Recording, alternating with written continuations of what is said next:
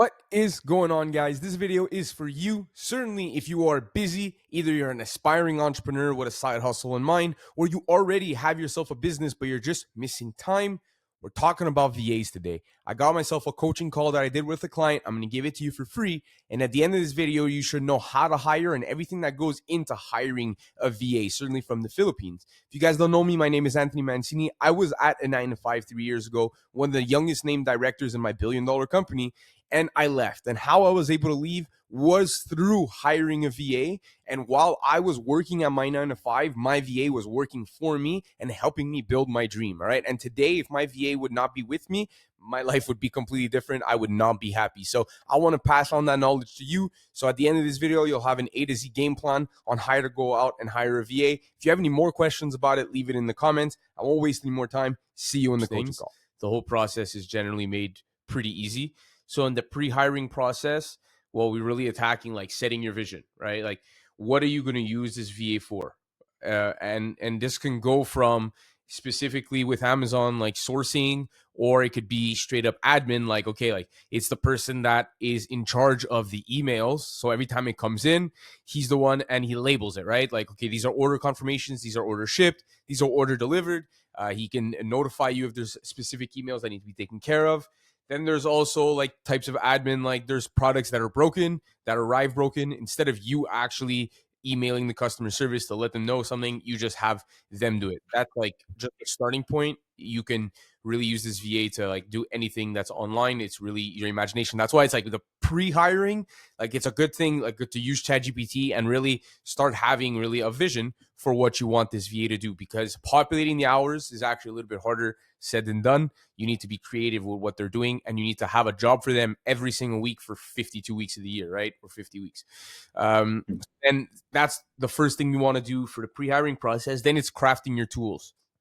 Right? Starting a library of SOPs, right? Standing operating procedures and guides for VAs to consult, right? So when you have your VA, we're hiring them, and we're going to go a little bit deeper later, but we're hiring them to help us save time, right? We're like, that's at the end of the day for you, literally, Enrico, you want to save time. So we want to have a database that instead of them messaging you like stupid easy questions, which is going to happen, but it just limits it where you can guide them towards that database that you'll build in like Notion and be like, hey, like you can actually search pretty easily the question, and it will answer either through their AI if you subscribe for that one, or if you do the free version, well, they'll be able to search your database and come up with the SOP or just a straight up guide that you made for them. So crafting your tools is going to be really, really important for the success of your VA and the future of, if ever you hire another VA, it's a lot easier than to just pass on those tools to the other VA. And then applying your filters, right? So it's all good preparing for when the VA comes in, but then you actually have to create the things that is going to make the VA hiring process easy. And that is all the filters that we have along the way that I included in your like package that you got, right? So we have filters, and again, we go a little bit deeper a little bit later in here, but we have filters at the beginning, just with the job offering, right? The job posting. Then we have filters in the interview process, the pre-interview. It just helps us make a better decision in hiring the right candidate, right?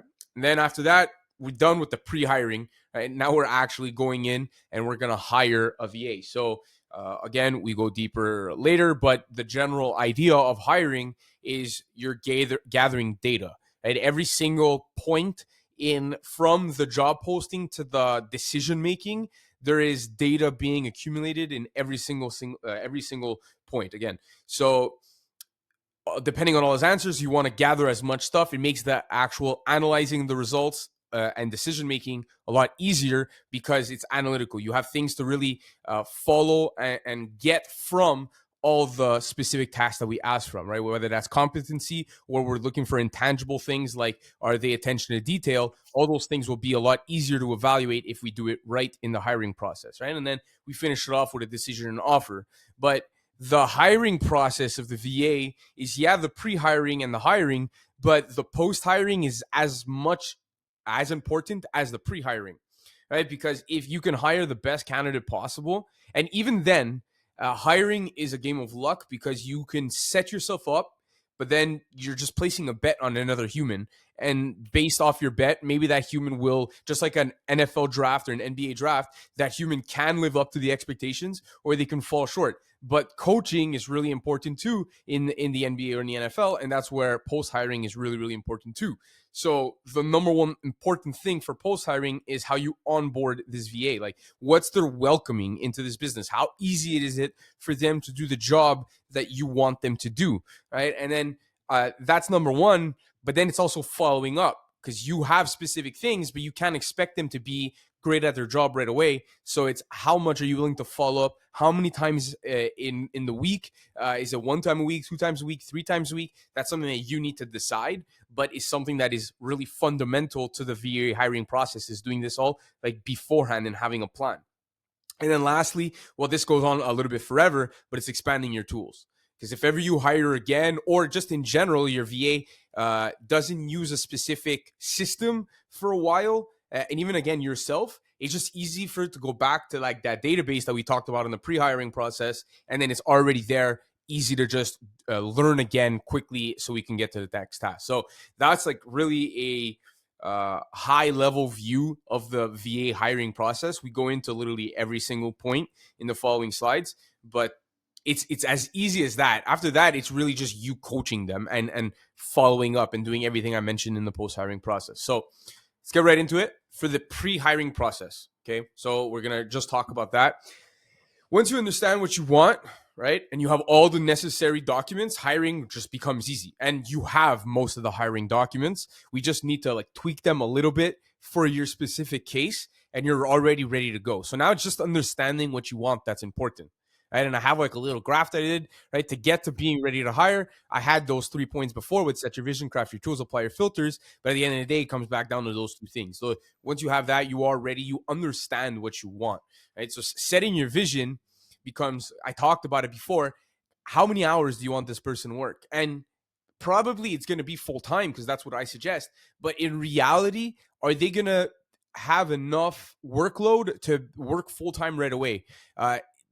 Working might be learning at the beginning too, right? You might say, hey, use these work hours to learn from the database, but I want you working 40 hours. Have a structure for them in the short term, the medium term, and the long term, right? Maybe you're like, okay, I do want them to work 40 hours for me. I will communicate to them that I want them to work 40 hours for me, but at the beginning, it's normal that it's going to be probably a little bit less work hours. So it's you expect them to potentially work less than 40 hours, but you expect them to understand that later they will work more, because that just comes with the workload that's going to expand based off your relationship and what you do with them. And that comes again with point 2. I already briefly talked about it, is communication. So how are you going to communicate with them? Right? Are you going to only go through email? I met people that go through straight up email. I don't think so. I think Discord is the best. You can separate through channels. It's just relatively easy to use. But again, some people use WhatsApp. They rather like more of a straight up text messaging based. And WhatsApp is very popular around the world. Mostly everybody uses it. All the demographics of VAs are probably going to have it. Whereas Discord, the younger VAs will potentially know what it is, certainly if they're like the gamer type or whatever. But the older generation probably won't have Discord, like the knowledge of it. And then the long-term responsibility. Again, you might be hiring for a certain role, right? Right now, you might have the vision for it to be just like a sourcer, or again, maybe you just really like the idea, like I said, of it being sourcing and email management. But then again, what do you want long-term for this VA? Is it potentially buying like me? But then you got to like understand the risks that come with that, right? You have to have trust in them. So what's your plan to develop trust with them? There's a lot of things you might want to think about. And these things, what's really important, and like certainly for you, is it's important to think about, but not to dwell on. So like give yourself a week, but after that, like don't continue thinking about these things before hiring. Get the hiring. You can continue shaping your vision. It's just you want to set your vision before you hire, right? When it comes to crafting your tools, I actually don't have it well done like this, but I took this because I saw it on Twitter and I find it fantastic. So we're going to use it as an example.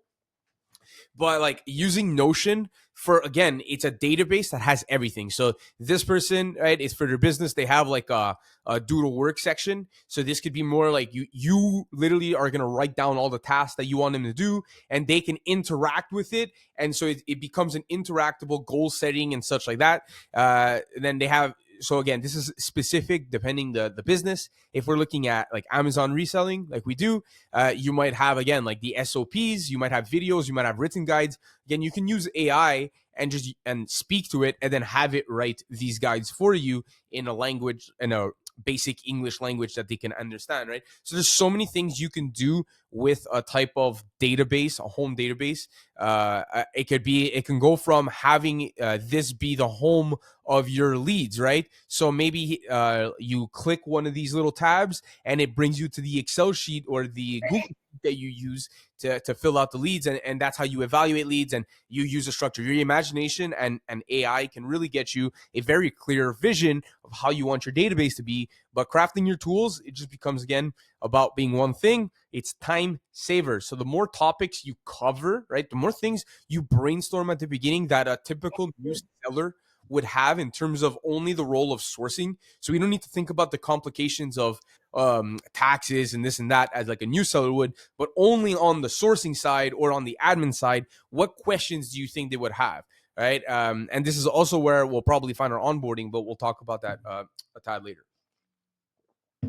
Clear standard operating procedures. So difference between like more topics you cover and SOPs, like SOPs are step by step, and again, AI can help you with this, but step by step systems for like very basic like tasks. So it's like literally step one, click here. Step two, click here. So I like video SOPs a lot, certainly with the software Loom that I talk about later. But that software again, there's like an AI package that's not that expensive with them, and they can literally create the SOP based off your video transcript. So again, this is easy to do and will save you so much time in the long term because it's like repetitive questions that just get answered, right? Every time they think, oh, I forgot how to do this, instead of asking you, they go to there. Clear goal setting, right? This is, again, like I said, what I loved about the beginning is you can have really tasks that actively get listed into a specific page, and then your VA has to check in every single day and check that page, see if there's anything that got added, and they have to potentially put notes. They can have it in progress or finished. There's so many things you can do with that.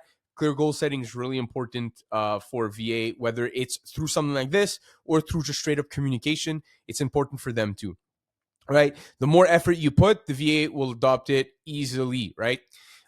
Note, don't go crazy. Just like I said before in the last slide, like start it, right? Do the basic things that you think the VA would need. And then worst case, I start building it based off the VA's questions. So VA it's normal that the new VA, certainly in the Canadian market, is going to have questions for you. Most VAs are used to the US market if they already had a job, right? So just build it out. Like they ask a specific question. Okay, for Canadians specifically, I'll answer it this way. You send it to him with your Discord, but then you upload it to your wiki and you have it there forever. So this is really, really underrated, something that could be added to any business. And then applying your filters, right? So you got your job posting filter, you got your competency test filter, you got your interview questions, and then you got your decision factors, right? You got all of these already. You have the job posting that I gave. You have the KEPA test, which is the competency test in this case. And then you have all the interview questions. And in each things, we have specific filters in them to, again, gather data. And like this data, yes, could be written down. I don't write it down. I think it's more like data that gets implemented in the head, like of making it easier to decide, right? Because in the job posting, we have competency questions, right? So we ask like, hey, what's your knowledge base on X subject? And we give them the floor on a cold basis. They don't know us. We don't know them. We haven't touched bases or anything. And they get to answer in a specific way that will influence us if they're good or bad. And then we have the rainbow filter, my favorite filter in this whole thing, where in the job posting, we ask for the color of the rainbow from left to right in a Google Sheets. Right? So how much effort are they going to actually put into that? That's a determining factor. Are they just sending the colors left or right? One, is the colors even right? So there's a lot to be said from a simple test like this That sounds basic to the human eye, but in reality, you can really get a lot from the human psychology just by asking for a specific like this. And then the subject line filter of just asking them to put a specific word in the subject line. That way, you don't even need to open emails that don't read that because they're not paying attention to detail, right? So once they're done with the job posting, we have a straight up, it's a filter, but this is always a filter. It's a test, right? So we're testing based off their competency. We have their quiz, we get their baseline knowledge, and it weeds out the underperformance. It's very straightforward. A test is a filter in a natural way. And then the interview questions, it's just connect those little dots that we might have from job postings that is specific to the individual, but we're just again finishing data points. We're trying to get the personality of the person. We're trying to get to understand, is there going to be a big language barrier? What's their English like? Because there's a big variety of English in the Philippines VA. And then living situation. Are they somebody that, again, unlike Canada and in the US, you can ask all the questions over there. So again, it's just data points. Are they living with somebody? Do they have kids? Are they young? Are they married? There's so many things that can, again, influence a decision, right?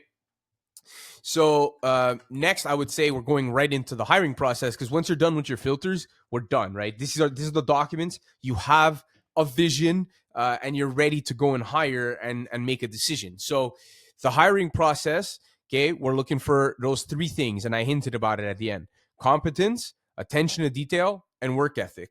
Those are the three pillars, in my opinion, that we need to try to get in a VA specifically. It might be different for a physical employee, but for the VA, we want somebody that has decent competence. But this is not, in my opinion, the most important thing, because we can shape competence, we can get them better. Maybe one person just had a better coach on their old job, and that's why they're pretty okay. But in reality, they just weren't that good, and that's why they got fired. Whereas the other one might either not had a job yet, so they might not be that competent in what you're specifically looking for, but they have other things that really show that they're raw talent that we can develop. So once we really evaluate for all that, we're going to analyze our data. Okay, we're going to look for the best fit for us total, and then we're going to hire the VA. It's as simple as that. So we're going to go gathering data. Competence, attention to detail, and dedication, right? That's the three things that we're looking for. The easiest thing to grade is competence. That's why everybody goes after it. I explained why I don't like it. So, well, I don't like it. It's important to grade competence for sure, and that's why we are grading it, but it's not the most important thing to focus on. So when we're looking for attention to detail, we have multiple points, data points that we can look at. We have that rainbow, right? Are they just putting the colors from left to right? If it's all correct, it doesn't mean it's bad. But somebody that might design a rainbow for whatever reason, they might be putting a lot more effort, or they're using AI or whatever it is. They did something to stand out, right? That's a major bonus for attention to detail, right? Are they submitting CVs? Are they how detailed is their CV? Are they submitting work projects, right? Some people have portfolios of work. For Amazon, it might be specific leads that they have. Whatever it is, the more attention to detail, the better. And lastly, the response depth in the interview questions. We ask really basic questions to see, are we getting really basic responses, or are we getting the responses that were thought out a little bit more, right? Because something like, who's your mentor in life? Well, that can be very quick and be like, my parents or whatever. Or again, even if it is something quick like my parents, how much depth do they have in their explanation? And that, again, plays a role in attention to detail. And in terms of dedication, we make them go through multiple hurdles. We make them go through a test, right? Even before they go through an interview, they got to do a test. So all these things, dedication is baked into all the filters that we already have in place. And if they go through everything, well, they should be ready to dedicate themselves to your business, and you should have an employee that's going to be performer, right? So then analyzing the results, well, this is the most subjective part. All those data points are all based off what you want. I mentioned them, mentioned a lot, like all those three, right? And you got to evaluate then all those questions that you ask, from the description to the job filter, like what they respond to that, from all the answers to the KEPA test or the competency test, and then all the answered questions to your interviews. right? Maybe you ask them specifically challenging questions that were unique to the person based off their CV and what they answered to the job posting. Or maybe you're asking a question, the same question, like who's your idol or who's your mentor, whatever, to this all the VAs, and evaluating that specific question as, okay, who's going to ask the most, respond the most unique way. So this is really subjective. It's hard to tell you how to analyze exactly, but at that point, you got to make a choice. And like any draft, any sports draft, this is the time to just make a bet, and we're going to see if it pans out. Unlike a draft, you can also just fire a few weeks later, maybe 2 months later, and rehire, right? Maybe you had a number two, or maybe you just want to redo the whole process. Nothing stops you in business. That's the beautiful part. So again, you make that decision and offer, right? Because after you made that decision, imagine you were hired overseas, right? You were an overseas employee and you just got hired. What do you expect, right? A welcome email, onboarding the schedule as soon as possible, and probably securing payment details, right? We're going to talk about how we secure payment details a little bit later, but those are things, in my opinion, that when you get hired, you'd probably want to get to know right away. Right? We're not paying these VAs that much money. I think I mentioned in here, but if I don't, I'll say it now. It's around $800 Canadian a month that you're going to spend for 40 hours a week. And we pay bi-weekly. So that being said, it's not that expensive, but let's not treat them like they're worth $4 an hour. Let's treat them like a normal employee and get them what they deserve right away. If they passed all your filters, let's get them a welcome email, an onboarding schedule ASAP, and payments details secured, right? Let's move on to onboarding. So the VA journey, okay, once hired, you get they get the initial welcome email that you're going to craft, probably crafted before, right? It just makes it easy to do it. So then you're going to get onto that onboarding call. And this is where you're going to go in depth with all the softwares and how you use them, right? So either you have it all done already in that database and you're on the onboarding call going into the database and reviewing the either video or document with them. And you can just straight up, like, there should be no more questions after that call. It should be a solid 2-3 hour call. The other calls don't need to be that long, but this, you should go A to Z, everything all your expectations, the goals, how things are going to work. That's why like onboarding is really, really important here. It's to set the standard right away. And again, this goes over like payment confirmation, like how you're going to communicate with Discord or what all the channels are for. Potentially, are you going to review leads every single day? That's what I suggest, right? Every day you do one meeting, or every 2 days you do a meeting and you review each lead, right? You do that for a bit. That might not be forever. So you explain that in the onboarding call. Hey, for the first 2 months, or like the first month you're on probation, we're going to do calls every single day and we're going to review those leads. And again, they're 12 hours ahead. So you got to remember that. Now they might do like, 8 p.m. for you. 8 p.m. for you, like you do a call with them for their leads of before, the day before, or whatever. But it's important to get all this communication done in the onboarding so standards are set right away and they don't have any more questions. Then you have an intro to that database, right? Like that's pretty much like from the onboarding, it moves on to the database. Because if they have any more questions, of course they can ask you. But if it's already answered, it should be in the database and they should be looking there. And that's like where now the future of your whole like education for your VA is introduced into that database and can expand. Whenever you don't like doing something anymore, it literally becomes open up Loom, you record it, you put it into that database, you go, hey VA, can you go please check out this new page in the database? It reviews this new thing that I would like you to do. Thank you. And then they review it. That's it. So once they reviewed that database and everything, they start work, right? And that goes with like the reviews. So, and then that's like where the follow-up is really, really, really important. Like those 3 points, the pre-process, the hiring process, and the post-process are all equally important in this case, right? So last pretty much slide is like useful softwares. You have Wise Payments, all right? Wise is how we're going to be paying the VA. It's like PayPal, very easy to set up. It's way cheaper than PayPal. Instead of paying like $30, $40 in fees, you might pay like $8 to $10 for the biweekly payment of $400. Then you're going to lose Loom. Easy to record yourself and your screen. So it's like literally an extension. So you can click it. It has your camera.